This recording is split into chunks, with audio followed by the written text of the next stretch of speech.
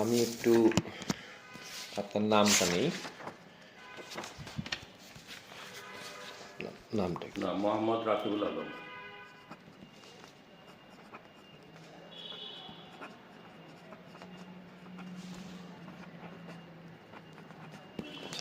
মানে আপনি কোথায় আছেন এবং আপনার ডেজিগনেশনটা একটু বললেন আমাকে। আমি আছি শিশু বিকাশ কেন্দ্র। শিশু বিকাশ।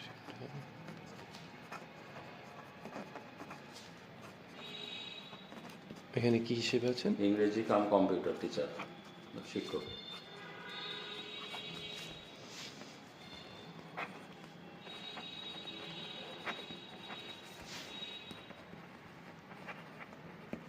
ওকে, আচ্ছা স্যার, যেহেতু আপনি একজন শিক্ষক, আমরা ধরেই না, আমি মানে মোটামুটি শিওর যে আপনি শিশুদের অংশগ্রহণ সম্পর্কে আমাদের খুব সুন্দর ধারণা দিতে পারেন।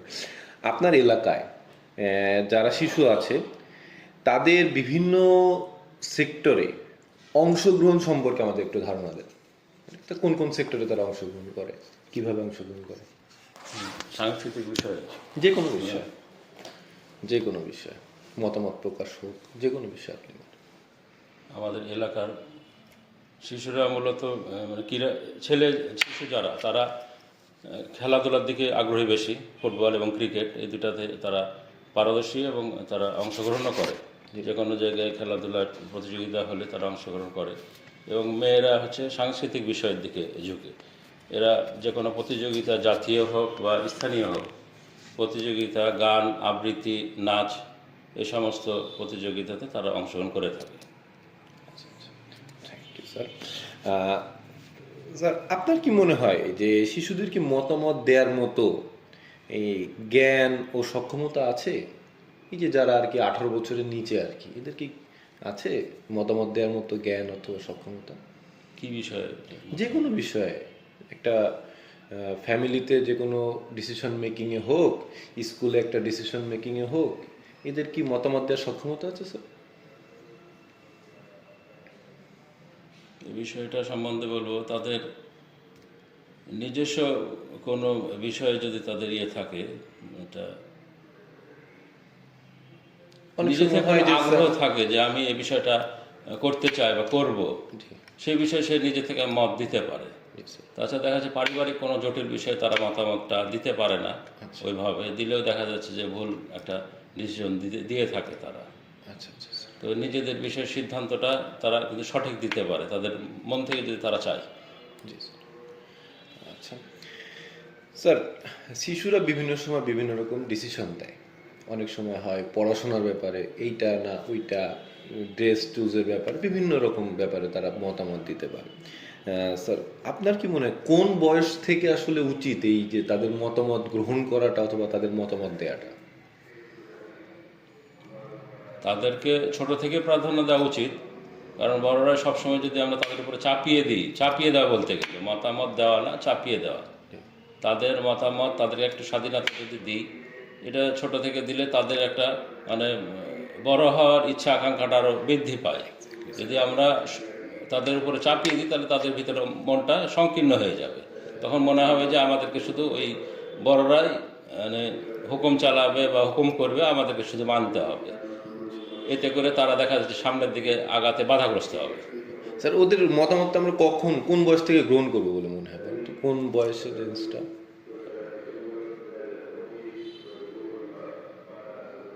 আপনি কি মনে করেন যে এই বয়স থেকে ওদের মতামত নেওয়া উচিত? মতামতটা, এটা তো আবার ক্যাটাগরি আছে, জি, কোন জি। বিষয়ের উপরে আছে বা কোন ইয়েতে। আচ্ছা, ধরেন একটা সেটা রয়েছে। শিশু, মানে তারা কোন জামা কাপড় পরবে অথবা কি খাবে অথবা ও কোথায় যেতে চায় সেই মতামতটা নিব কিনা, এইটাই আবার পরিবারে বিভিন্ন রকম মতামত নিতে আপনি মনে করেন যে এই বয়সটা উপযুক্ত তার থেকে মতামত নেয়ার? এটা ওই শিশুর উপর নির্ভর করবে যে তার মতামতটা কতটুকু গ্রহণযোগ্য এবং সে সঠিক সিদ্ধান্তটা নিতে পারছে কিনা। এইরকম যদি মনে হয় তাহলে দেখা যাচ্ছে যে আমার 14 বছর আমাদের এই বর্তমান সমাজে 13 থেকে 14 বছর বয়সের ছেলেরা কিন্তু অনেক ম্যাচুর হয়ে যায়, তারা কিন্তু সঠিক সিদ্ধান্ত নিতে পারে, কিছু ভুল হতে পারে তার বয়সের কারণে, তবে আমার মনে হয় যে 13 থেকে 14 বছর হলে তারা সিদ্ধান্ত দিতে পারে, আচ্ছা নিতেও পারে তাদের ভালো সিদ্ধান্ত। Thank you sir. আপনি একজন গার্জিয়ান, আপনি একজন শিক্ষকও, দুই একই সাথে দুইটা রোল আপনি প্লে করেন। আপনি বাচ্চাদের সাথেও ইন্টারাকশন করেন, আবার নিজের ফ্যামিলিতে মানে ফাদার হিসেবে ইন্টারাকশন করেন। আপনি কোন কোন ক্ষেত্রে আপনার বাচ্চাদের মতামতটা নেন? আমার আমার নিজের সন্তানের ক্ষেত্রে যেটা, জি স্যার। ওর সব বিষয়ে আগে মতামতটা চাই, চাওয়ার পরে যদি দেখি যে ও নিজে থেকে অবশ্য বলে দেয় যে আমার এই বিষয়ে, যেমন পোশাকে বলেন, পড়ালেখায় বলেন, বা এই যে এক্সট্রা কারিকুলাম সাংস্কৃতিক বিষয়ের প্রতি ও নিজে থেকে আগে জানায় তার সিদ্ধান্ত যে আমি এই জিনিসটা করতে চাই। তাকে যদি দেখি যে হ্যাঁ ঠিক আছে, তার জন্য এটা ভালো, তাকে সেখানে আমরা মতামত দিয়ে দিই যে করো। আর যদি সে নিজে সিদ্ধান্ত নিতে না পারে, সিদ্ধান্তহীনতায় ভোগে, তখন আমাদেরকে সিদ্ধান্ত দিতে হয় যে এই কাজটা এভাবে করো, তাহলে তোমার জন্য ভালো হবে। স্যার, অনেক সময় এরকম সিচুয়েশন হয় যে আমরা একসাথে মতামত গ্রহণ করি, যেমন আপনার বাচ্চার সাথে আপনি একসাথে সিদ্ধান্ত গ্রহণ করলেন, যে কোনো একটা সিদ্ধান্ত গ্রহণ করলেন। আমি উদাহরণস্বরূপ যদি বলি যে আমরা দুইজন আজকে পদ্মার পাড়ে ঘুরতে যাব, হাঁটতে যাব, আমরা আপনি আর আপনার বাচ্চা দুজন মিলে সিদ্ধান্ত নেন। এরকম কোনো সিদ্ধান্ত কি নেওয়া হয় যে একসাথে দুজন মিলে সিদ্ধান্ত নিলেন, তারপরে সেটা বাস্তবায়ন করলেন? হ্যাঁ, এরকম ভাবে একটু একটা উদাহরণ দিন স্যার। এই উদাহরণ যেমন বিভিন্ন আমাদের আত্মীয় স্বজনদের বাড়িতে যাওয়া, বা কোনো একটা রেস্টুরেন্টে খাওয়ার ইচ্ছা আছে ওর অনেক দিনের, তো আমরা বললাম যে আজকে অমুক দিন বা এই তারিখে আমরা রেস্টুরেন্টে যাব বা এই জায়গায় ঘুরতে যাব, তখন বলে হ্যাঁ যাবো, তখন আমরা সেই সিদ্ধান্ত নিয়ে তখন ওই কাজটা দুজন মিলে বাস্তবায়ন করি, একসাথে আমরা পুরো পরিবার নিয়ে ওই কাজটা বাস্তবায়ন করি। স্যার, এই যে শিশুদের কাছ থেকে আমরা কথা শুনি, অনেকগুলো চ্যালেঞ্জ আছে তাদের কাছে শুনতেও। কি কি চ্যালেঞ্জ আসে স্যার, এই যে ওদের বাচ্চাদের কথা শোনার সময় কি কি চ্যালেঞ্জ আসে?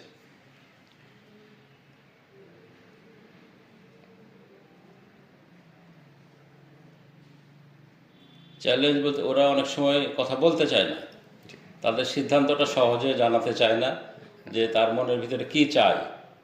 এই বিষয়টা একটু সমস্যা হয় আমাদের, তাদের ভিতর থেকে সিদ্ধান্তটা নিতে। একটা কথা বললাম, সে সিদ্ধান্ত দিতে পারে না, চুপ করে থাকে, বা সেই কথাটা পরে বলে। যখনই কোনো একটা বিষয়ে আলোচনা করতে যায় তখন তারা সিদ্ধান্তহীনতায় ভোগার কারণে ওরা সাথে সাথে সিদ্ধান্ত দিতে পারে না। এই বিষয়টা বড় বাধার সম্মুখীন হয়, মানে আপনাদের বুঝতে সম্ভব চ্যালেঞ্জ হয়ে যায়। কি করবে। খুবই সুন্দর একটা পয়েন্ট আউট করেছেন। আমি মানে আর যার কাছেই হোক না কেন আপনার এই পয়েন্টটা পাই নাই। আচ্ছা স্যার, আমরা শিশুদের অধিকার নিয়ে কথা বলি, শিশুদের অনেকভাবে নিয়ে কথা বলি। তারা কি শুধুই প্রতীকীভাবে শিশু ডাকা হয়, নাকি তাদের মানে মতামত বাস্তব জীবনের প্রভাব ফেলে? শিশুদের মানে তাদের যে মতামতটা, এটা কি বাস্তব জীবনে মানে প্রভাব ফেলে আদৌ, নাকি শুধুই শিশু অধিকার বলে রাখলাম আর কোনো? আমাদের সমাজে যেটা দেখছি তাতে তো মনে হয় যে শিশুদের উপরে আমাদের ইয়েটা চাপিয়ে দিই আমরা, কর্তৃত্বটা। তাদের মতামত যেটা দেয় তারা, সেটা তো বাস্তবায়ন আমাদের খুবই কম হয় বলতে গেলে।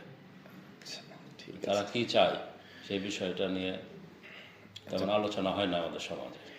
স্যার, আপনার যে স্কুল অথবা যে সমাজ কমিউনিটি আছে, সেখানে শিশুদের মত প্রকাশের স্বাধীনতা কেমন?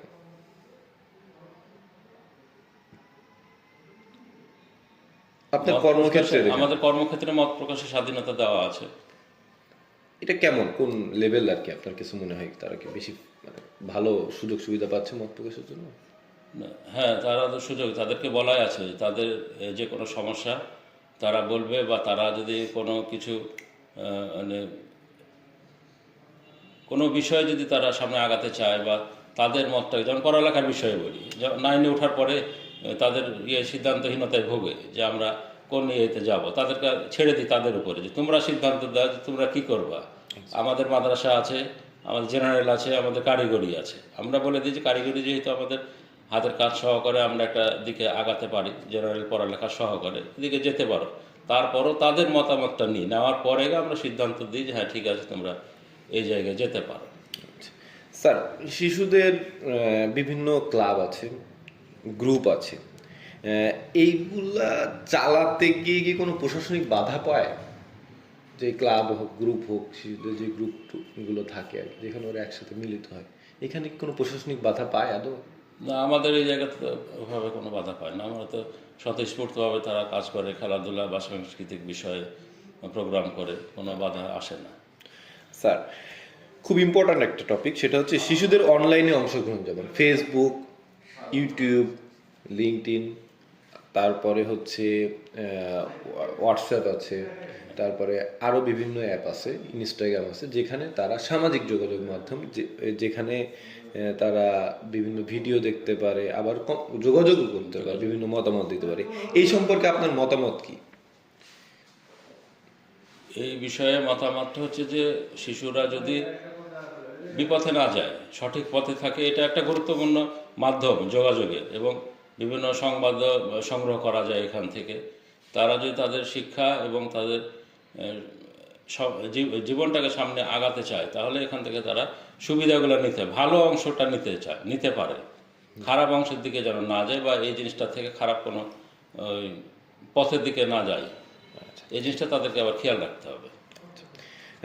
স্যার, বিভিন্ন মাধ্যম আছে, যেমন শিক্ষা, স্থানীয় সরকার, সামাজিক যেই সেবাগুলো আছে, এর মধ্যে শিশুদের মতামত গ্রহণে আগ্রহী বেশি কারা? শিক্ষা প্রতিষ্ঠান আগ্রহী বেশি, নাহলে মানে স্থানীয় সরকার যেরকম আছে, যেমন আমাদের চেয়ারম্যান আছে, মেম্বার আছে, কমিশনার, তারপরে স্থানীয় মেম্বার যারা বলে, এনারা বেশি আগ্রহী, নাকি যে সামাজিক বিভিন্ন অর্গানাইজেশন আছে তারা বেশি আগ্রহী? কারা বেশি শিশুদের মতামত গ্রহণে আগ্রহী? সামাজিক প্রতিষ্ঠানগুলোই বেশিরভাগ আগ্রহী থাকে। আচ্ছা, এরকম স্থানীয় সরকার ওইভাবে ইয়ে করে না, আচ্ছা আচ্ছা, যোগাযোগ করে না শিশুদের সাথে, বা মতামত নেয় না। আচ্ছা স্যার, সরকারি নীতি ও বিধি আছে কিছু শিশুদের ক্ষেত্রে, আপনারাও জানেন। শিশুদের অংশগ্রহণে কিভাবে এরা উল্লেখ করে, এটা কি আপনি কিছু জানেন? মানে এই সরকারি নীতি বা বিধিতে শিশুদের অংশগ্রহণ কিভাবে উল্লেখ আছে, এই ব্যাপারে কি আপনার কিছু, মানে আপনি কোনো ধারণা দিতে পারবেন স্যার? না, এই বিষয়ে ধারণা নেই, সমস্যা নেই স্যার। সরকারি নীতি যেগুলো আর কি, শিশুদের ক্ষেত্রে কিছু নীতি আছে, যেমন শিশুরা 18 বছরের নিচে হবে, শিশুদের সুরক্ষা, শিশুদের আরও যে ব্যাপারগুলো আছে, ওদের যাতে কেউ হ্যারাস না করে, ওদের মানসিকভাবে চাপ না দেয়, এই যে যেই নীতিগুলো আছে আর কি, এই নীতিগুলো বাস্তবায়নে কি আপনি কোনো বাধা দেখেন স্যার? বাস্তবায়নে বাধা তো দেখছি, বিভিন্ন জায়গাতে যেমন শিশুদেরকে নির্যাতন করা হচ্ছে, এই বিষয়ে আবার অনেকে আগেও আসে না, একজন নির্যাতন করে, বাকিরা ছবি তুলে ভিডিও করে। এই জিনিসটা আমাদের বড় প্রতিবন্ধকতার সম্মুখীন হচ্ছে শিশুদের তাদের অধিকার আদায়ে। স্যার, আপনার এলাকায় কি কোনো শিশু মানবাধিকার রক্ষাকারী, যারা আর কি শিশুদের মানবাধিকার রক্ষাকারী, এরকম কেউ কি আছে যার যে আপনি চিনেন যে এরা শিশুদের মানবাধিকার রক্ষা করে, ইনক্লুডিং এই যে আপনাদের এই আমাদের এলাকায় এরকম না, মানে এই যে এরাও কিন্তু শিশুদের অধিকার নিয়ে কাজ করে? এই যে শিশু এটাও একটা বাদে না, এইটা সহ বলেন আপনি, যে এনাদের মধ্যে কেউ আছে যে এনাদেরও তো শিশুদের অধিকার নিয়ে কাজ করে, এনাদেরও কর্তা ব্যক্তি আছে? আপনি কি এমন কেউ আছে যে যার নাম বলতে পারবেন যে সে শিশুদের অধিকার রক্ষা নিয়ে কাজ করে? শিশুদের অধিকার নিয়ে কাজ করে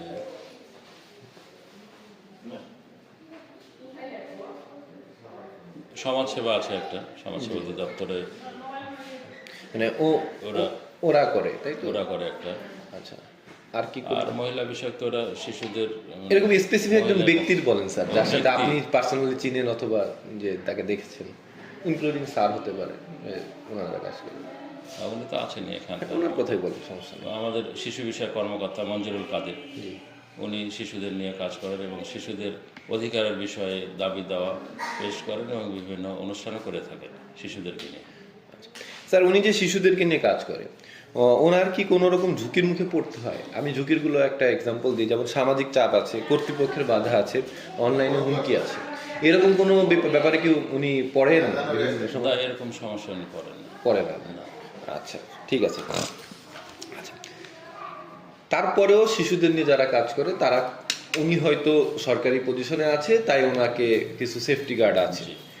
কিন্তু আপনার কাছে কি মনে হয় যে অন্য যারা আছে বেসরকারি লেভেলে আছে অথবা আরো মানে ইনফর্মাল লেভেলেও আছে যারা শিশুদের অধিকার নিয়ে কাজ করে, তাদের নিরাপত্তা নিশ্চিত করা কি দরকার? হ্যাঁ, অবশ্যই দরকার আছে। কিছু কোনো শিশুদেরকে নিয়ে যারা কাজ করে, এদের সমস্যাটা হচ্ছে যে পরিবার থেকেও চাপ আসে অনেক সময়। দেখা যায় ওই শিশুটাকে একটা মানে ঝুঁকিপূর্ণ কাজে নিয়োজিত করেছে, কিন্তু ওই জায়গা থেকে একটা সমাজকর্মী যখন নিয়ে আসে, তখন ওই পরিবার থেকে চাপ আসে, আমার ছেলেকে কেন নিয়ে আসছেন আপনি? বা একটা ছেলে বিপদগামী হয়ে গেছে, নেশা করছে, আমাদের শিশু 18 বছরের নিচে, এই তাদেরকে যখন সঠিক পথে নিয়ে আসতে চায়, তখন ওই শিশুর মাধ্যমে আবার আরও কিছু, যেমন যে কিশোর গ্যাং বলে, এই সমস্ত শিশুরা আবার তাদের উপর আক্রমণও করে অনেক সময়। স্যার, এই যে আপনি একটা স্কুলের সাথে জড়িত আছেন, আপনি হয়তো বিভিন্ন সংগঠনের সাথে যুক্ত আছেন, sorry, আপনি নিশ্চয়ই আপনার সমাজের কোনো না কোনো স্তরে আপনি যুক্ত আছেন। আমরা সামাজিক জীব, সমাজের সবার সাথে আমাদের উঠা বসা আছে।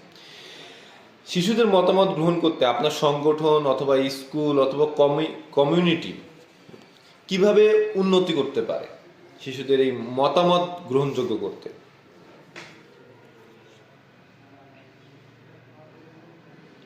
মতামত গ্রহণের জন্য আমাদের শিশুদের সাথে সম্পর্কটা বৃদ্ধি করতে হয়, বড় কথা। কারণ তাদের সাথে আমরা যদি সম্পর্ক বৃদ্ধি না করি বা তাদের সাথে আমরা যোগাযোগ কমিউনিকেশন না করি, তাহলে তো তাদের বিষয়ে জানতে পারবো না, তাদের মতামতটা শুনতে পারবো না। এই কারণে তাদের সাথে অন্তত পক্ষে মাসে একবার হলেও তাদেরকে নিয়ে বসা আমাদের দরকার। এটা সমাজেই হোক, আমার অফিসেই হোক। আমি যেমন নিজেই, আমি প্রায় সপ্তাহে একবার করে বসার চেষ্টা করি সকল শিশুদেরকে নিয়ে, তাদের চাওয়া পাওয়া, সুবিধা অসুবিধা, এসব বিষয় তাদের কাছ থেকে আগে আমি নিই, তাদের মতটা নিই, নেওয়ার পরে তখন আমরা বাস্তবায়ন করে আমার কর্মকর্তার সাথে আলোচনা করি, করার পরে সিদ্ধান্ত দিই যে তারা এসব চায়, এসব বিষয়গুলো করলে পরে তাদের উপকার হবে। স্যার, জাতীয় পর্যায়ে কি কি পরিবর্তন দরকার শিশুদের মতামত গ্রহণের ক্ষেত্রে? শিশুদের মতামত গ্রহণের ক্ষেত্রে আগে আমাদের প্রয়োজন এই শিশু বিষয়ে একটা অধিদপ্তর। এখন যেমন শিশু একাডেমি আছে, শিশু একাডেমিটা আমাদের এই প্রশিক্ষণের মধ্যে সীমাবদ্ধ আছে। সমাজসেবা যেটা আছে সেটা তারা অসহায় দুস্থ শিশুদেরকে নিয়ে কাজ করছে, শুধু ওই পর্যন্ত সীমাবদ্ধ। কিন্তু আর যারা আমাদের শিশু আছে সমাজে, এইসবের বিষয়ে কিন্তু কোনো প্রতিষ্ঠান নাই ওইভাবে। সামাজিক প্রতিষ্ঠান যেগুলো আছে, এরা ওই সাংস্কৃতিক বিষয়টা নিয়েই বেশি জোর দেয়, অন্যান্য বিষয়ে দাবি দেওয়ার বিষয়ে কিন্তু মানে জোরালো পদক্ষেপ নয়। আমার মত যে শিশু অধিদপ্তরটা হলে পরে এর ভিতরে আমাদের সকল শিশুদের দাবি দেওয়াটা যাতে জোরালোভাবে তারা উত্থাপন করতে পারে, বা এই প্রস্তাবটা আমাদের সরকারের কাছে পৌঁছে দিতে পারে। স্যার, আমরা খুব মানে শেষ পর্যায়ে মানে চলে আসছি। স্যার, আপনি আমাদের শিশুদের জন্য করণীয় অথবা শিশুদের মতামত গ্রহণের ব্যাপারে যে কোনো রিকমেন্ডেশন দিতে পারেন? আমরা মানে ফ্রি, এটা আপনার কাছে ওপেন এন্ডেড, যে আপনি কোনো মতামত দিতে চান কিনা শিশুদের বিষয়ে শিশুদের বিষয়ে, অথবা এই যে যে আমি স্টাডিটা করেছি এতক্ষণ আপনার সাথে, এই ব্যাপারে আপনার আর কোনো কাছে কোনো মতামত দিবেন কিনা আপনি বলেন। মতামত অবশ্যই দিতে হবে যে শিশুদের বিষয়ে আলাদা একটা প্রতিষ্ঠান করা দরকার সরকারি পক্ষ থেকে, কারণ বেসরকারিভাবে সম্ভব না সারা দেশ পরিচালনা করা। আমার মনে হয় সরকারের প্রতিষ্ঠান দেওয়া উচিত যেটাতে শিশুরা অংশগ্রহণ করবে ওই প্রতিষ্ঠানে, এবং শিশুদের নিজেদের মতটা প্রকাশ করতে পারবে এবং তাদের অধিকার বিষয়ে সরাসরি কথা বলতে পারবে এবং অধিকারগুলো তাদের কাছে যেন পৌঁছায়। এই বিষয়ে আমরা সহযোগিতা চাইবো আমাদের সরকারের কাছে, তারা যেন এই শিশুদের নিয়ে কোনো একটা প্রতিষ্ঠান তৈরি করে। জি স্যার, থ্যাংক ইউ, আপনাকে অসংখ্য ধন্যবাদ। আপনি আপনার যথেষ্ট মূল্যবান সময় আমাদের সাথে দিয়েছেন এর জন্য। আর